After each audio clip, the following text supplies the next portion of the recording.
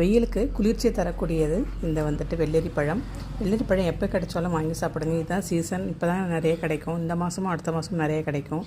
அடிக்கிற வெயில் வந்து தாங்க முடியலங்க. இந்த மாதமே இப்படி இருந்துச்சுன்னா அடுத்த மாதம்லாம் எப்படி இருக்கும் சொல்லவே முடியல. இந்த பழம் கிடச்சிதுன்னா வாங்கி சாப்பிடுங்க. நல்ல குளிர்ச்சியை தரக்கூடியது.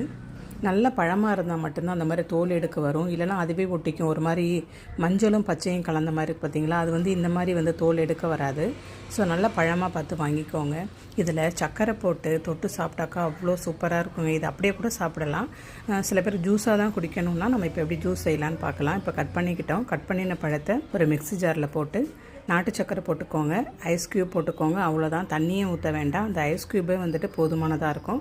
அரைச்சி ஒரு கிளாஸில் சர்வ் பண்ணிட்டோம் அப்படின்னா சூப்பராக குடிக்கலாங்க. நம்ம வந்துட்டு மேலே வந்து நட்ஸ் போடுறது நம்மளோட விருப்பம் தான். நட்ஸ் போட்டு குடித்தாக்கா நல்லாயிருக்கும். போட்டு குடிச்சு பாருங்கள். பார்த்துக்கிட்டே இருந்தால் எப்படி, நீங்களும் செஞ்சு பாருங்கள். சூப்பராக இருக்கும். செஞ்சுட்டு எப்படி இருக்குன்னு சொல்லுங்கள். தேங்க்யூ.